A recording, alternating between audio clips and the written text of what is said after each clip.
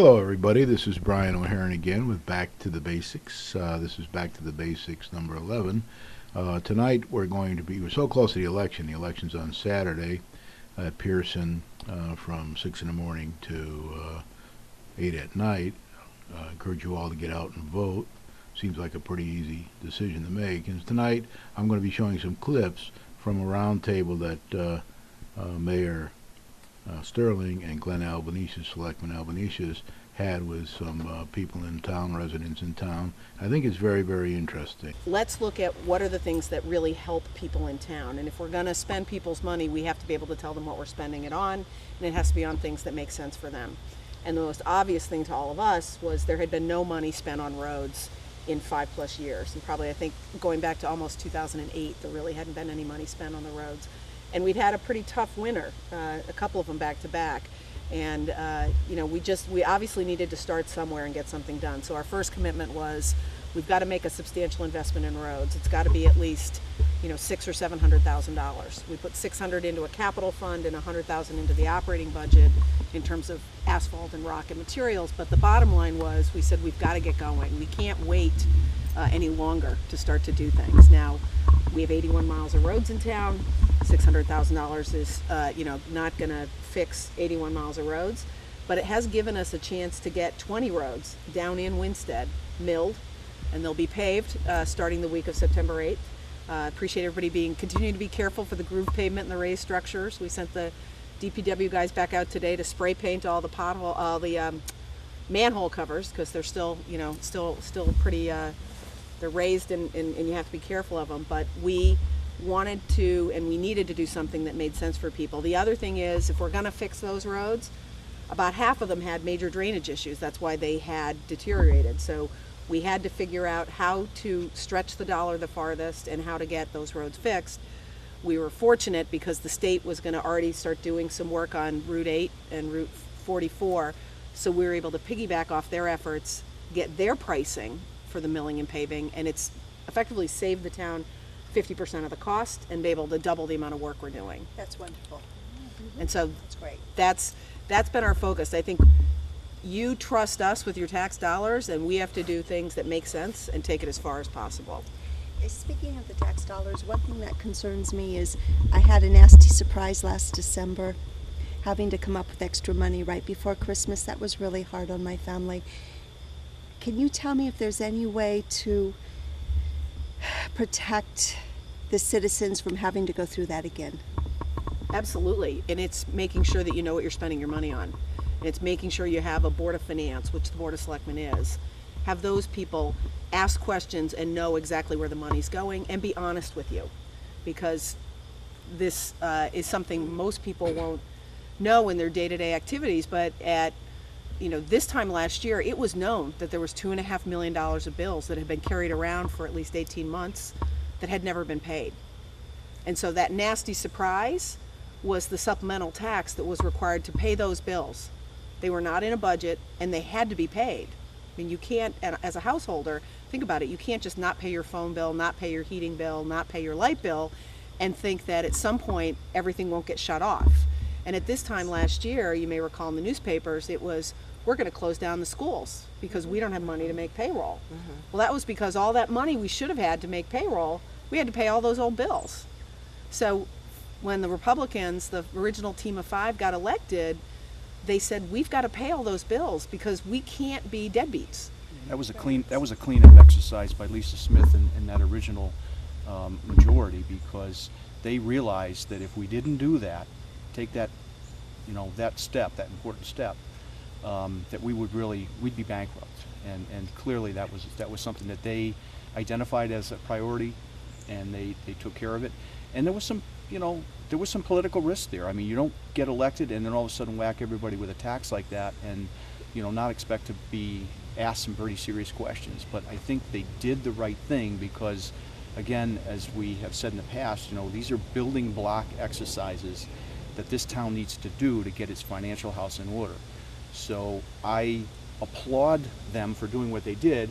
I too, like you, felt that tax, it hurt. It was around Christmas time, and I had earmarked some money for something else, but I knew that paying those bills down was something we absolutely had to do. So again, kudos to the group for doing it, and I think. And thank you to the taxpayers, because the collection rate was above what was predicted. I think we had forecasted originally that it would be in the low 90s, and in fact it's like 97, 98%. So, and believe me, what you're saying, I've heard from a person over and over and over again. It was hard, but people said this was the thing we needed to do. And I think what's important is you've got to then keep the trust of the taxpayers. They've trusted you to catch up on the bills, so you have to remain honest with them. So you fast forward to this spring when we were asked to step in, and one of the first things we discovered is that we had about $200,000 or $300,000 of grant money that had been forecasted as revenue that we were not going to receive. It was a mistake. The town manager had made a mistake in putting together the budget. And here we are in April. The budget ends in June. And I think it was Candace and I sat down with him and said, we're not getting this money. Okay, this is clearly a mistake. It was not money we were ever going to get, and obviously it's just a mistake. We need to address this. If we're not getting this revenue, we've got to find spending that we have to cut. The response was, well, we got an extra insurance payment because of Henry, so we've got more money. We can just go ahead and spend it.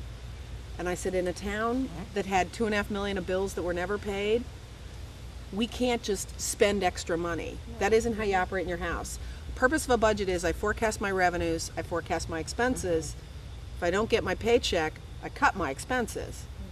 So the first meeting, I think in May, was the one where we said, look, we're going to freeze spending. And we got pushback from the minority. Candy was quite loud about the fact, well, we got this other unbudgeted revenue, we can spend it. And I said, no, we can't. The only way we're going to have financial solvency and really have a fund balance is if we live within our means. Now, the good news was that there were some items in the budget, we were far enough in the year that we could say, you know what, we're not going to do this, or we're going to cut back on this, or we've already negotiated most of the union contracts and we know the increases aren't, 180 grand, they're only 80, so we're going to take that 100 off the table. And of course the then town manager, because that was in a line item called unnegotiated settlements, said, well, but that's my money, aren't you just going to leave that because I might need that? And I said, no, it's not your money, it's the taxpayers' money, and we're going to not spend that money because we're not getting that revenue. And it was that pointed a conversation. And I'm confident now we've done the first what's called a hard close in accounting that's ever been done, at least in 30 years in Winstead, which is you say all your bills are in, this date, we're done. You get another bill, it comes out of this year's budget, you have to cut your spending for this year. It's the very first time we've done it. And it was an interesting exercise for the town hall employees, because if you go back and look through time, particularly for the last 10 years, every department has at some point overspent $5,000, $10,000, $20,000. Not every year, not every department, but the town's had about $100,000 to $150,000 of chronic overspending because they never had a hard close. They never had, Henry Centrella certainly wasn't saying, we're done. But we got a new finance director who understood how to do this, Brenda Fox, and she said, we absolutely have to do this. And, we've gone through it, and I'm confident that we're not going to be overspent as of June 30th of 2014. Speaking of Henry Centrella, is there any way to protect ourselves against that sort of thing happening again? Absolutely. The most important way to do it is, number one, have a finance board that asks questions and knows things, gets the reports regularly and tracks things. That's what we're doing. Our opponents call it micromanagement. I call it paying attention. But the other really important thing is setting up a structure in town hall so that one person deals with the actual cash and the checks, one person deals with all the bank statements. So one person actually pays the bills, the other one makes sure that the bills that get sent out, the checks that get sent out, the cash that leaves the town is exactly what it's supposed to be. Those two people, the finance director is the top of the pyramid, she makes sure she checks both of them. So you separate responsibilities and everybody checks everybody. The previous structure, that triangle was all Henry. He had all the cash, he had all the checkbooks, nobody checked him. he did everything himself. Now, And even our new finance director, within a week's time, 4 days. identified the fact that we 2 need to days. expand the role of the town treasurer to which is the person who checks the bank statements. exactly. So, you know, that's the sign of someone that, you know, quickly and pretty easily identifies an extra step that the town needed to take or needs to take, because we do need to No, we will basically- take. Yeah, we will take, but I mean, we need to get that person in. But I'll and tell you hired. this is interesting. So we now have finance committee meetings. We meet on Thursdays before Board of Selectmen meetings with the finance director, with the town manager, and we actually go over what's happened in the last 2 weeks so that we know, and we present whatever the major issues are. Again, our opponents, the Democrats, resisted this. This is micromanagement. We shouldn't be asking all these questions. And I said, yeah, well, not asking these questions means we don't know what's going on. And we are the finance board, we are responsible, and we're gonna ask questions. So it was at one of these meetings, really the very first one Brenda was at just about a month ago, because she's only been here about 6 weeks, and she said, we have to change the structure. She said, I can't stay here as the finance director unless you're willing to divide these duties. And by the way, that means this person, instead of working 4 hours a week, has to work 20 hours a week, because they have to have enough time to credibly check them. So we said, fine, we'll figure out how to pay for that. Candy immediately said, well, you said it's not in the budget, we can't do it, so we're not gonna do it. But it's simple checks and balances. It's something that has to happen, and exactly. If And we I had- said, if we had them in the past, maybe we wouldn't have a Centrella or That's $2.5 million in unpaid bills. exactly. So We- in the long run, you're saving a huge amount of money. And by the way, a budget also is about, there are other things in the budget that we can choose just like you do at home. I'm not gonna buy a new stereo if I need to fix the roof. That's right. So, and by the way, we put money in the budget in case we needed to borrow again for a cash purposes to get through year end. But thanks to Representative Case and his work, we don't have to do that. The state's gonna give us our major grant payment, our $4 million early this year. We're gonna get it in October instead of April. And that solves that cash flow problem for us. So we don't have to borrow money. So we've got $40,000 in the budget that we're not gonna have to use to pay that.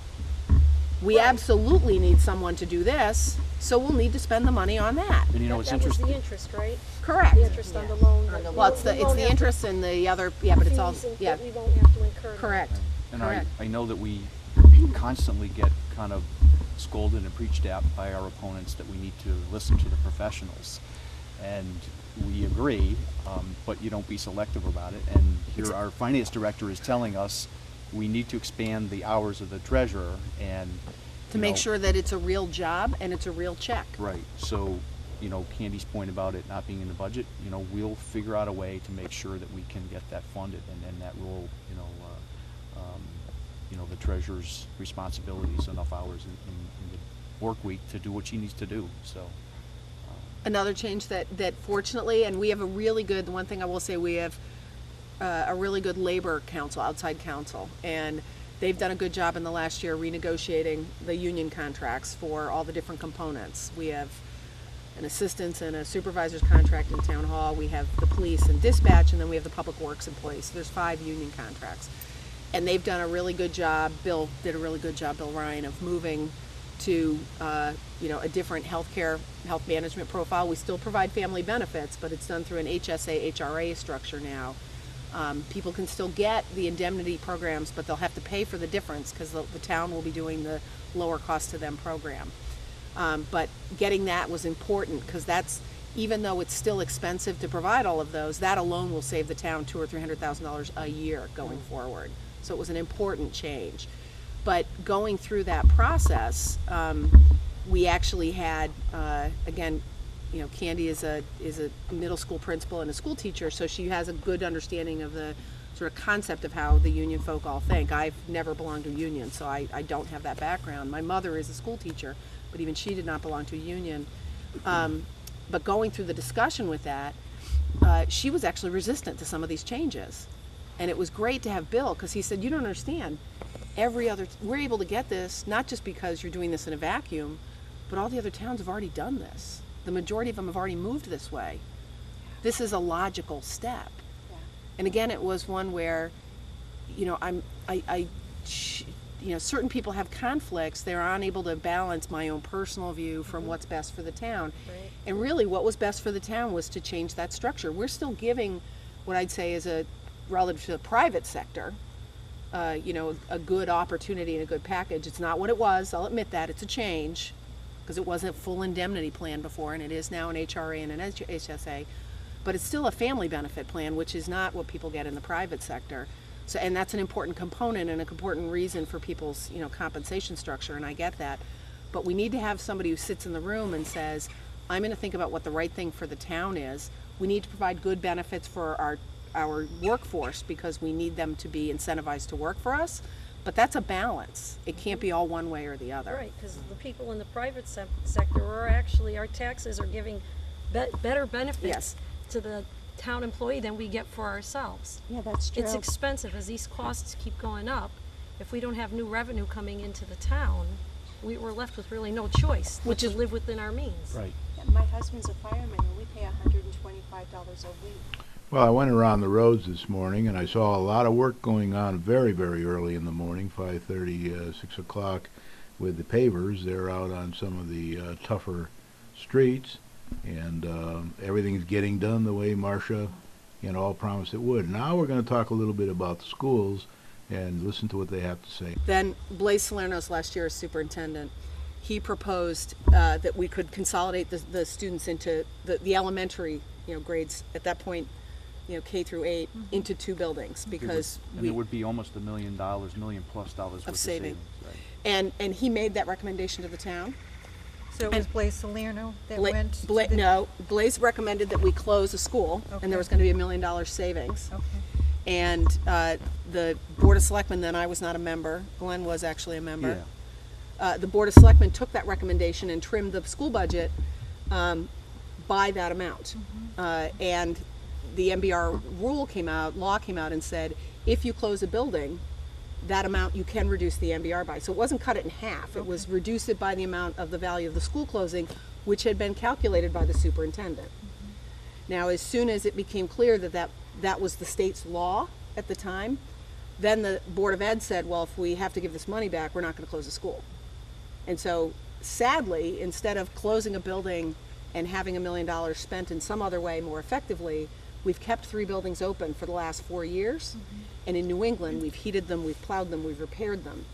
And Ken and Glenn, I think, over 2 years ago, basically pleaded during a budget discussion, please close the school, keep the money. We don't want to reduce the MBR. We just want the money spent on books and computers and teacher salaries and things to make the system better. Please stop wasting the money on empty rooms because the top floor of Pearson is empty. The top floor of Hinsdale is empty. Oh, top floor of Pearson's not empty. The WISE program is up there. Okay, but for school purposes. Okay. I'm talking about regular school purposes. There's stuff that's the big whole sections of bachelor school are empty. And yes, there are programs in space that we have to find the right place for them, but we should not keep an entire building open when we could easily logically find a way to manage that differently. And it's a good question because we took a lot of heat for what we did, and there were, in fact, most recently, fielded some accusations that we did it because we didn't care about the kids. The 3 kids in the school system. Yeah, and I did. I know the chairman of the Board of Education at the last meeting got up and kind of spanked me because I took that position while I had kids in the school. And my reaction is that it was an opportunity for us to create some efficiencies that we all know we have to start doing eventually. And it was a proposal made by the superintendent of schools. It made sense. We agreed with it. And ultimately, the townspeople that went and voted for the budget, they approved the budget. They supported it. And, the Board of Ed decided to do the pullback, and, that created a kind of a firestorm. But I just want to reiterate, we didn't whack it in half. We took the number that Blaise had given us, and we basically said, that makes sense. If we can close a school, it's an efficiency for the town, and it would be money that we could save. And we pushed it through the system as far as we could, but ultimately when the board transition happened, the new elected officials, of which I was a minority, decided that they didn't want to go down that path and see that to the end. So we kind of are where we are. And actually, to be honest with you, that was the beginning of the $2.5 million of unpaid bills, because at that juncture, the Democrats, got in power again. They'd been in, but now they had a supermajority of 5, and at that point, it became apparent to all of them, I believe, that a lot of the cash in town was already gone. And when they were running for office, we were saying, if you want to do this, realize that you're going to have to raise money. You're going to have a supplemental tax of $1.3 million. If you want the school district to have another $1.3 million or $1 million, you've got to raise the money to give it to them. You can't just assume there's cash, because I just want to see if I can understand something, what you just said. Sure. Okay, the MBR, okay, that was not your doing, okay, as far as asking for the decrease. It was Blaise Salerno. Well, Blaise recommended to the Board of Selectmen in his budget Right. that they could close the school and save $1 then- million. Okay, and that was approved by the town? Correct. People voted to Correct. go along with this? Correct. And then the Board of Ed pulled back on it? No, the Board of Selectmen. Board of Selectmen pulled back on it. Yeah, the What was Board of reasoning? Selectmen- If they had the town's approval, why would the Board of Selectmen have pulled They back? decided they didn't want to go to the hearing at the state to say, we're going to close the building, because the Board of Ed basically said, we refuse to close the building because we'd lose the money. They'd rather keep buildings half full than actually close them and have their funding. So what makes sense from a timing perspective, I think, is our focus really is, we've got to rebuild the tax base for the commercial sector. Downtown Route 44, we can't have a bunch of empty old mill buildings. The Bridge Street building looks like a ghost hanging over Route 44. Now, we've recently had the opportunity to meet the owners and go through it. It's a tremendously interesting building. There's lots of opportunities. It's actually 3 buildings. I didn't know that. There's another small building and then the 2 actually parallel buildings. And there's a lot of opportunity there for that. But we need to have those buildings, the other ones that run along 44, Sterling Name Tape, the Capital Products building, the boat building. We need all of those to have a renaissance. Now, the good news is that has started. The college is going to be building their new Vet Tech Science Center within the next year. It's finally cleared bonding. Again, Jay Case and Senator Chapin were great at getting that in place. At the other end of town, Lambert K, which we own, we got a $500,000 grant from the state to clean it up. We got a $100,000 grant to update the study, so we'll know what we're cleaning up and we know what the cost is. And we're going to be getting more bids shortly on that building to restart the process. I am confident we're going to find a competent bidder, someone that's done this before, someone who's going to turn that into an economic jewel for us. And literally, it's going to catch fire at both ends and work to the middle. Now, as we do that and the tax base grows, it's the right time to start talking about these things about the school system, because it's going to take 1.5 years to 2 years to have the consensus, have the plans, and get it in place. So we're not that far from when we really need to start that process, to start that discussion. It sounds like you've been through this before. Do you have a background in this? Yeah, my background, yes. My background is in finance and financial services. And my 20-year career was about helping companies and governments who had issues or problems fix them or address them or grow.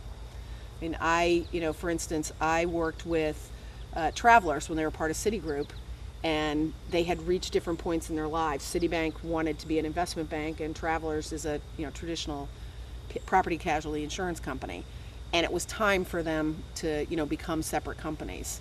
And I was fortunate enough to have a good relationship with the folks at both companies, and I was part of the team that I was actually the pricing agent. I was the lead manager for the spin out of Travelers. But it was important for Travelers. They needed to establish themselves. They needed to create their own business model because Citigroup was going in a different way. Now, the reason I knew them so well was because of things like Hurricane Andrew and the Northridge earthquake and things where they needed to raise money to pay their policyholders. And I had been the lead person helping them raise literally billions of dollars to pay their policyholders. So I've worked with a lot of different Travelers. I'm, as someone I know near to my heart, I still know the senior management. They're all here in Connecticut. But I've also worked with the state of Florida when they created their hurricane relief fund in the mid-90s. I helped create that. And it was a team of people. That's the other thing I want to make clear. When I say I helped do that, I literally mean I worked with a big group of people. No one has all the answers. You have to find as many people as you can, get them in a room, ask everybody all the questions, be willing to disagree, but find the consensus that's going to move the biggest group forward. And I want to jump in for a second because we got asked before we started taping, and this is a good segue as to why Marcia and I are here with the special election. Just a little bit of background on it so that and the people watching. When Lisa Smith and her crew were elected last year, I think it was in March or April, Lisa decided to resign for personal reasons. Family reasons. And I know there's a lot of talk out there about a conspiracy that Marcia and I had to basically force that to happen, that we'd step in and take over. And I've said this repeatedly, and I think it bears stating again that is probably the farthest thing from the truth, because when Lisa stepped down and ultimately Rob Vogt, the other selectmen, the leftover board members, which would be Candace Bouchard, Jorge Pimentel, and Dan Langer, it was ultimately their decision as to who they wanted to bring on. They interviewed not only myself and Marcia and several other candidates, not candidates, but people said that they would be willing to step in and fill that role. They did some pretty careful analysis of who we were, what we stood for, what our background was. It wasn't just, point the finger and okay, you're coming on board. So I want everyone to understand that it was a little bit of an awkward situation because I'd stepped down. I, through the process, identified Marcia because of a lot of what you just heard a second ago about her background. And I came to the conclusion that for Winchester and in our history, we need somebody like Marcia right now. 2 years from now, 5 years from now, we may need a different individual. But for our needs right now to get our financial house in order and to get some economic development done correctly and get the growth that we so desperately need to happen, here's a person that has that experience. And that's no deference to our opponents, Virginia and Steve. They are great people, they're professionals, they're upstanding citizens. I'm not taking anything away from them. But I think what people and voters need to understand that this particular election has to be decided on who can take us from where we are to where we need to be. That's kind of why I jumped back in. I don't have the experience, I don't have the knowledge that Marcia does, and I'll be the first one to admit it.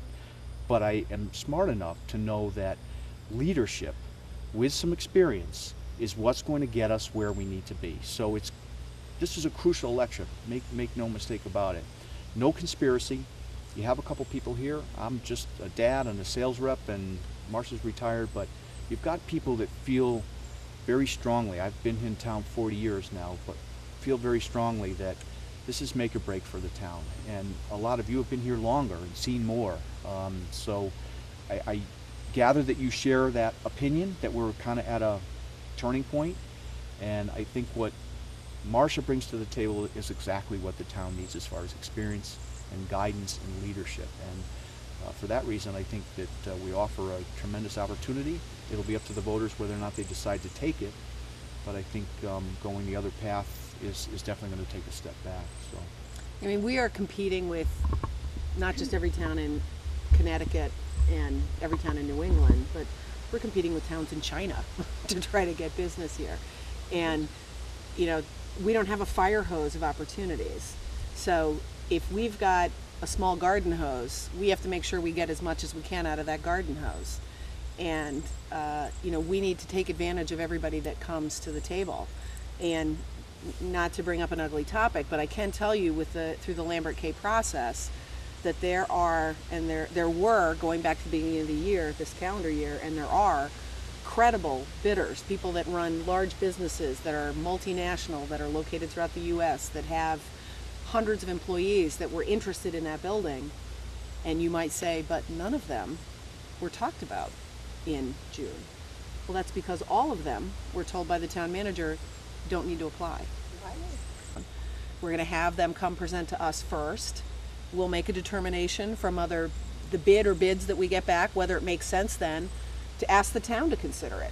And then we'll send it to a town meeting, which would be 30 or 45 days out. Those people would have to come back again and make a presentation and answer questions, which is something the previous people didn't really want to do.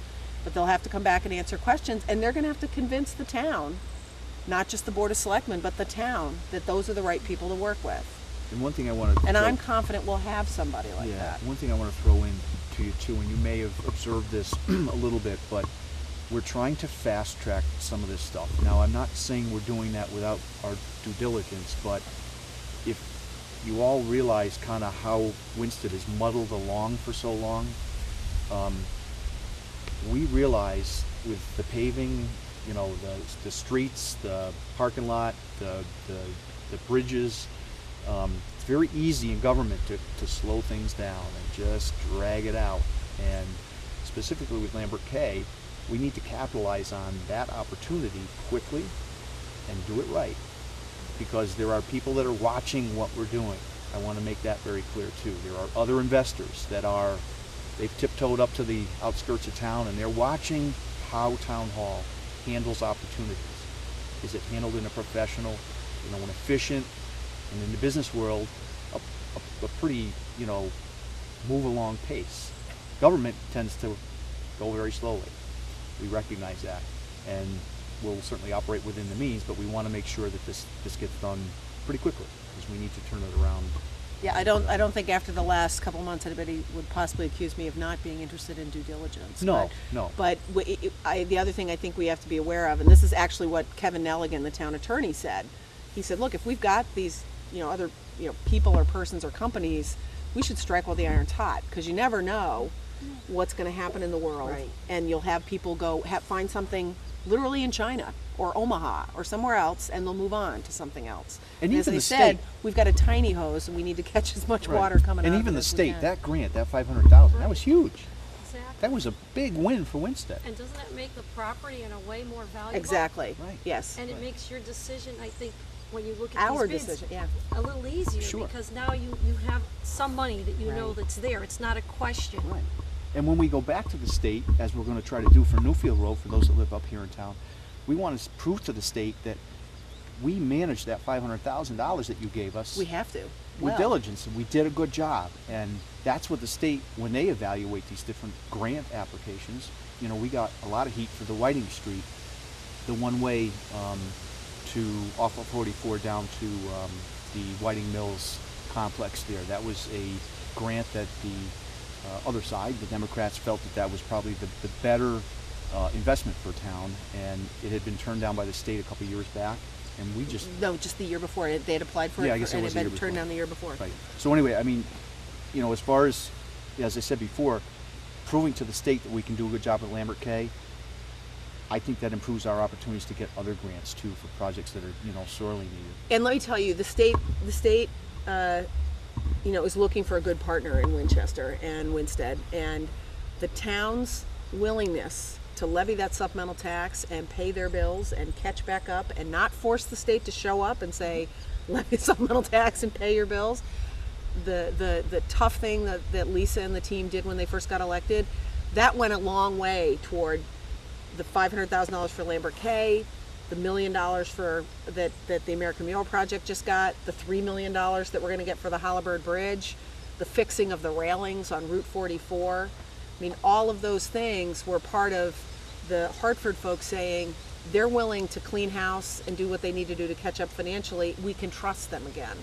But it's not a complete trust. We have to keep demonstrating every day that we can be trusted and that we're good partners. And it's critical that that we do this really the right way. And our investments, I think, should be, as a taxpayer, with businesses that are going to generate money for us. Correct. Increase our tax base. The more that we can fund ourselves, the less the state has to worry about. So I guess if we could prove that, that'll make them happy, and they'll be willing to help us out more in the future with grant money if we need it. And that's another huge distinction between, the two candidates that we're running against. I mean, their three big issues is, civility and the strong town manager, form of government, and the bond package that they want to put together to fix everything in a big way. And we don't really disagree with any of that. I mean, I think we have demonstrated Well, in our actually- meetings. Well, We're civil. I think we couple are things. civil, yes. If you watch our meetings, as I'm Yeah, hoping I that you have, have, and some of you have that's- attended, Marcia's done a wonderful job of, letting people talk, not cutting them off. We get screamed at, we get yelled at, but I can tell you that our group collectively has been very polite, very professional, and will continue to be. So I don't think civility is really an issue. As far as the bond package, I just want to point out that if we were to borrow 25 or 30 or 50 million dollars to fix all the roads, or many of them, or build a new school, whatever, the cost to that would be phenomenal. And ultimately, the townspeople are going to have to approve that. We're not even in a position right now to borrow money because we don't have our audits, we don't have a bond rating, so we're really quite a ways away. But they're making that, pretty exciting opportunity to, set a bond package, fix all the problems. It's unrealistic. It's a great campaign pledge, and I have a little card in my car. I should have brought it and shown everybody, but in 2011, the Democrats made fixing the infrastructure and community development, that was their big pitch. And as politicians, you really need to be held accountable to what you promised the taxpayers. And that's what they went around and said they were going to do. They didn't do it. They didn't do it. Doesn't make them bad people, but they didn't live up to what they walked around and said, here's what we're going to do when we get into office. They didn't fix the roads. There really was no community investment. So what we're trying to do, again, with our getting it done little tagline, is to identify things that we know we can do quickly, do correctly, do well, and kind of build that momentum that the town so desperately needs. Yeah, and what I meant, but I was going to disagree with Glenn, is that a big bond package is not going to fix everything. We can't borrow our way to prosperity. Nobody can. No. I think we learned in 2008 that the world can't borrow its way to prosperity. You've got to grow organically. You've got to find a way to grow your business base. You've got to find a way to grow as a community, increase the value that you actually provide and that you have, because that's the only way you're going to have the money to do the other things you want to do. I ran a financing business, so I know that people need to borrow to do big projects, and that's what I did for 20 years. But you have to put yourself in the right place to do that, and we have to dramatically grow our tax base before we can do that. Now, the good news is that we can't borrow for at least 2 years anyway, so we have time to do that. I mean, I've taken over 100 companies and governments to Moody's, so I know exactly what they're looking for, and I also know that we need about 2 years to get there. So, but we need to use that responsibly. We need to know what are the steps we need to implement, and we need to actually accomplish it. If we just sit here for 2 years and we don't grow the tax base, and we just creep the taxes up a little bit, and we don't improve the infrastructure, we go back to no road paving, no nothing, and we add more people in government, which was what the other proposal was for the budget at the beginning of this year. 2 years from now, we still won't have a bond rating. We still won't be able to borrow money. We still won't have a could fund we? balance. I mean, if our costs keep exceeding the revenues coming in, we're just going to be getting deeper and deeper in a hole. So I think we need to do the reverse, increase the money coming in, and where there's wasteful spending, cut it out. And then when we get to a stable, balanced place, that's where things start to really, I would think, progress and go in the right direction. Correct. And we will get there. I mean, Yes. I'm sitting here as an optimist. Now, I've been accused because, 6 months ago I made the claim that Winston was dying, and I kind of felt, I feel a little bit that way still, because when we go around and we talk to people, and there's campaign signs all over the place, and I said this the other night, that it's not the Republicans or the Democrat signs that are winning, it's the fair sale signs that are winning, and that speaks volumes about where we are. And am I optimistic that we can turn this around? I am. I'm very optimistic, and I am excited that two things: that you all took the time to come out here and sit and talk with us. That's unheard of. What we're doing right now, this is grassroots stuff. You hear that all the time. I got goosebumps, to be honest with you, because I think we're engaged now. People are talking and asking questions that 5, 10, 15 years ago, people just cast their vote. Okay, it is what it is. Winston politics, nothing's going to change. I think we have an opportunity to change. So, I sit here optimistically that Marcia is the right person for right now, get us through some of these complicated issues that we're going through, and then once that momentum kicks, I think the community will see finally that a vision's in place, it's moving down the road, and we're headed in the right direction. I'm excited to hear about what the state has in mind and Northwest Community College with the Joyner Library and several of the other buildings being raised, and a new school for certified nurses' aides, and vet techs would be coming into our town. The only one, you're telling me that's the only one in It'll Connecticut? be the only veterinary technician program that's in the Yukon system. Oh, It's in the the only Yukon. one. And it will double the enrollment. They currently only are able to accommodate in the Joyner Center 20 to 25 students. They're going to be able to go to 50 to 60. Well, as usual, that's Marcia talking very frankly about the schools. Now we're going to be heading into a section of the program where they talked an awful lot about the technology and the improvements in technology over the future years. This is a vision that we have, and we've been talking with people about the idea of wired Winstead. So one of our goals for those buildings on Route 44 is to have one of them be a fiber optic center. So that it would be a center for folks that need to have, beyond high-speed connection, and, absolute instant connection, and have a space where those companies want to be here. Because it's interesting, I have a lot of friends who are in the high-tech world, both in California and here, and they visit us, and they're like, gosh, this is beautiful, but gee, your internet connection is awful. So, One bar. yeah, one bar, 2 bars. And literally, at the end of this road where we are, across the street is a couple that one runs, is a major, senior person at Adobe on the East Coast, and another one is another, well-regarded, sought-after technology consultant. He builds, all their social networking for major companies and manages their programs for them. And they would love to live here. But for right now, until we have a wired space, real fiber optics, they have to stay in Boston, and they come out here on weekends. But they're the absolute example of, and they're senior people. They would bring 40 or 50 more people with them if they moved their units out to a place like this. And there's a lot of those people around. And I mean, let's face it, we're lucky. It's a beautiful place. You can bike, you can hike. We snowshoe, we cross-country ski on the lake. It's really wonderful. And there's a lot of people that want to enjoy it. We just need to create an economic environment that they can actually live here. It doesn't exist right now, but it can. It really can. And I think the Lambert Cave project, because I do It's a think that's keystone. going to advance pretty quickly. That's going to move things quickly, as I mentioned before. That sense of urgency, I think that's going to move in. Back to our walkthrough in the Bridge Street, Marty Golden, when we took a tour through that building. Now it's been years since it's been open. It's pretty bad inside, but I was with his wife while he was giving a tour of the other end of the building, and she goes, this is like a big blank canvas, this building.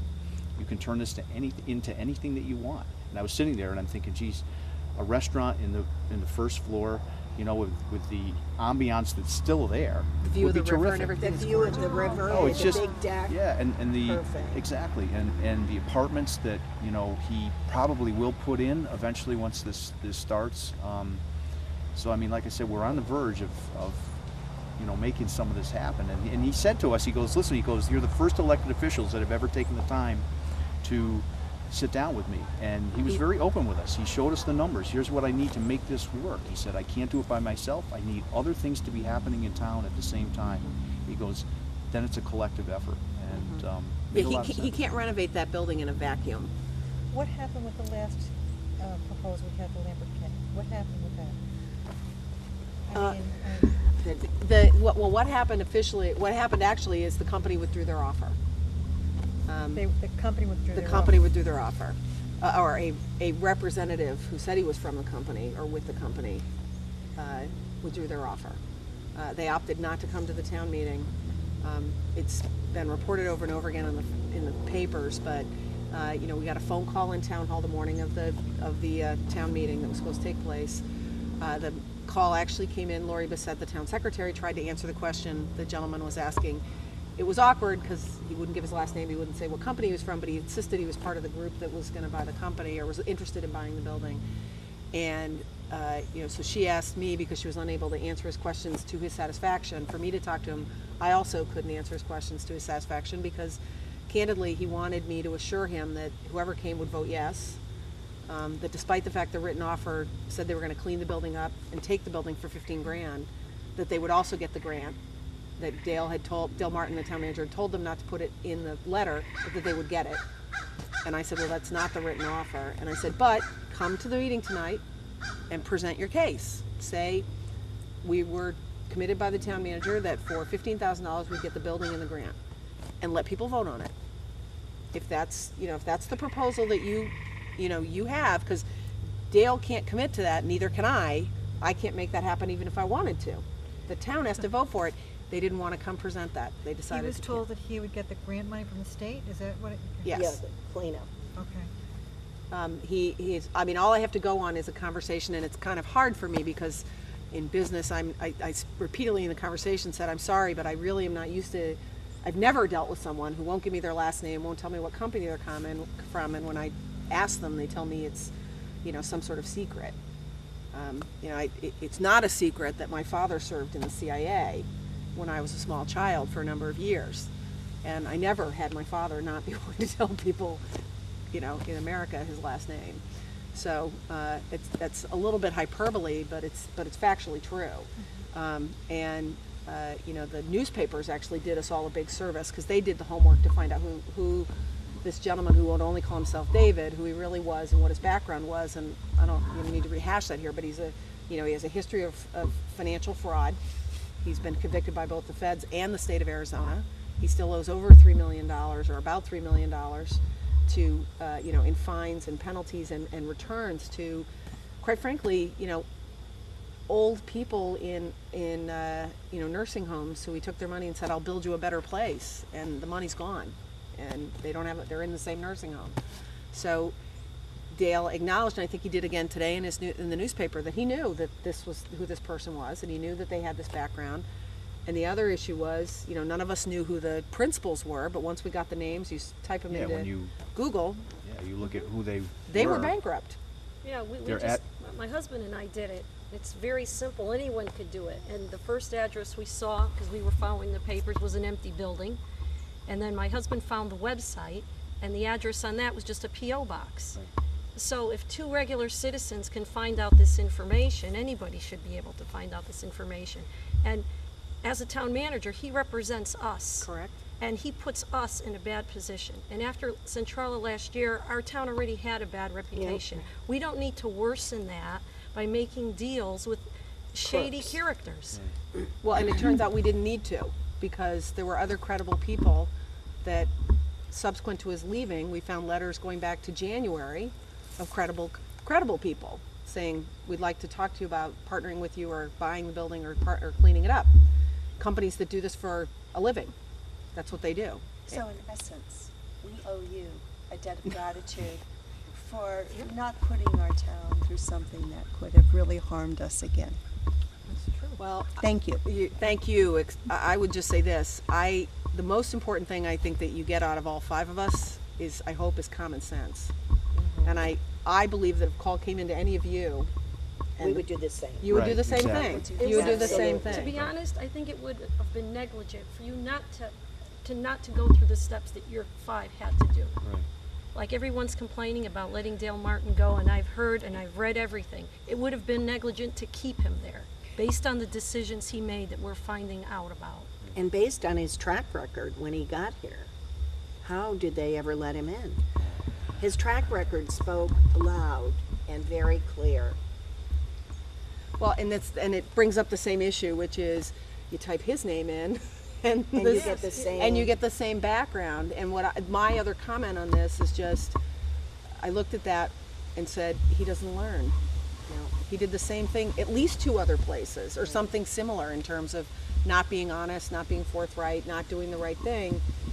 And I believe in the town manager form of government. I want to have a strong town manager, but you need to separate the concept of the government from the person. Mm-hmm. And if the person is not the right person, who's not competent, who's not credible, who's not honest with you, you need to find a competent, credible, honest person. You don't need to settle. That's the other thing. Well, we need to keep him because he's a nice guy and that's all the best Winstead could do. No, we can do better. We've done better.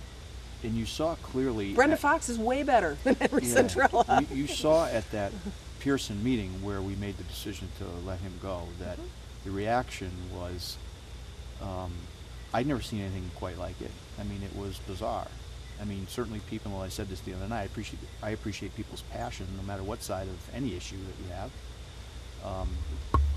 But we had to take the emotion out of it and make a decision because I felt, and I got along with Dale, and I've said this repeatedly, I mean, I had a relationship with him, we talked, we communicated, but I felt pretty strongly that our group had to hold Winstead's standards that much higher because of the whole Henry thing. Yes. And it might have only been one instant with this negotiation with really, you know, people that, you know, either had, you know, a criminal past or whatever. Just the whole thing, I would have walked away from it the minute I found that out. Just because it put the town's reputation, just any kind of dealings we might have had with them, I don't think much good could have come out of it. And I think he wanted so badly to have something happen that he lost sight of the fact that he's representing the town. It's not him. It's not his ego. It's not his wanting to be the person that made this all happen. And to the other point that we made the decision to let him go, that wasn't easy either. I have to walk around town and, you know, go in grocery stores and shop and get gas and look at people that are mad at me and upset and, you know, have taken the time to say so. So it's not easy for us to do what we did either. And I'm not looking for any sympathy, but I think collectively we made the decision that we had to hold Winstead's standards to that much higher And in level. fact, it wasn't a one-time event. It was really the culmination. To just give a brief chronology, when Lisa and the team were elected, the very first thing they faced within 24 hours of getting in office is finding out that Dale had signed a contract for oil that was double the market rate. And we're still paying the price for that. But that's the taxpayer money. Correct. So that What was the price of the gallon? $6 a gallon, we're still paying for that price. So our town is paying $6. Correct. We had signed what's called a take or pay contract, and what had happened was they had, say we really needed 10,000 gallons. For various reasons, it was overestimated. It was doubled. They said we need 20,000 gallons. And by take or pay, it means if you don't use it, you still have to buy it. So we still had to pay. So we effectively have to pay twice for gas we're not going to use. Is that still in effect that's now? horrible. It finally got closed out. Okay. It closed out though in this year. So we're paying another, I think it's I don't know the exact number, but it could be $80,000 to $100,000 this year. But it's been closed out finally. But the Republicans closed it out. But they confronted that 24 hours after. The Democrats had hid that. Let's not talk about it. But within 24 hours of getting in office, Lisa, Candace, Dan, and Jorge said, what the heck? We've got to deal with this. We've got to resolve it. We've got to figure out what the economic cost is, and we have to settle it. So they addressed that problem on top of the supplemental tax. It was part of trying to get your arms around all the moving, ugly parts. So we had that problem.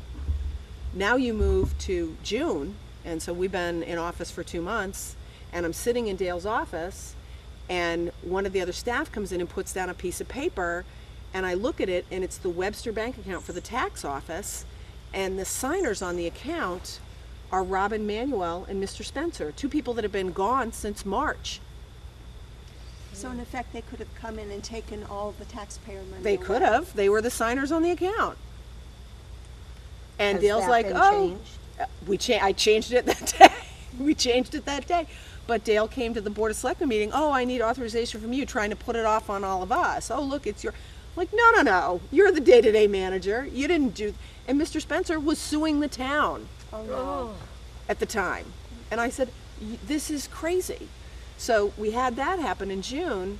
And then while he's on vacation in July, not only do we have the whole, Lambert K Access 4D debacle, but Mr. Spencer is what he's suing us for. Since Dale knew the appointments were going on, he sent the town secretary to the hearing.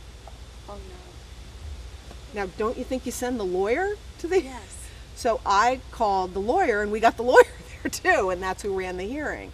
But that's just one judgment failure after another. Lambert K was just the last straw, really. And we have to sit here and say, on behalf of everybody else, and again, I make the same case, anybody would make the same decision. It was common sense sitting where we are. All of you would make the same decision. And that's what I think we had to sit down and talk about. We did, for about 3 hours one night, the five of us, and basically said, yeah, people are mad because they like Dale and he's a nice guy. And I have people that were friends of mine that now, practically spit on me when I walk by them. But I know I did the right thing. We did the right thing, because you can't leave someone with that little judgment responsible for basically a $30 million business, the town of Winchester. And he just will be can't. back. If Steve and Virginia get elected, Yeah. he will be back. He will be back. There's no two ways to say it. It's so. business as usual. And And- none of us will be able to sell our houses. And Route 44 will look exactly the same. The college building will get built because it's a government building and it will get built. But, the potential bidders for Lambert K, part of the reason major reason they came back was the day after we dismissed Dale. They came out of the woodwork. Wow. They called and said, "Congratulations, can we tell you what conversations we've been trying to have? Here's the letters, here's the emails." Don't know if they're even in his files, but Wow. It smells to me like it's like a not good. Why did he dismiss all the others and just keep this not very reputable company in person? we'll never, unless he tells us, we'll never know. We'll never know. But It's kind of read between the lines. And if you looked, I think today's newspaper he has printed as a formal response to us, which I haven't had a chance to see, but he acknowledges, I think, early on in that, because I scanned it very quickly. I have to read it obviously more in detail, but he acknowledges that he knew as of the end of April that he knew the full background of this person, and yet he didn't. He still recommended going ahead. He still brought it to us in June. He still recommended the town meeting in July. He picked the date for the town meeting when he was going to be out of the country. It's one bad judgment call after the other. I truly believe, I spent a lot of time with him, I truly believe in his mind he thinks he was doing the right thing. He Making it thinks he happen. was for Winchester or Winstead. But the reality is that, and I've told him this, it wasn't your place to pick and choose. Just like it wasn't my place to pick and choose. It was your responsibility to bring all of it to the Board of Selectmen and ultimately all of it to the people and let them decide. And you don't get to decide that. And if you think that's your job, then we need somebody else in that job, because that's not your job. So we're almost an hour in. I think I'd like to just maybe wrap things up and ask. All right, that's Marcia and Glenn talking about a whole variety of subjects, as they always do. They always talk facts. They're not much into conjecture. We're very happy that we could play these clips tonight. I would like to say that one of the things I like about it is I'm really big on growing the grand list and managing to the approved budget that was approved at the budget referendum, and they seem to be heading in that direction. So let's get out there and vote, and let's vote them back in onto the Board of Selectmen, and let's hope Marcia's got a lot of time, like she has spent so far, to help us, and it'll be good for all of us.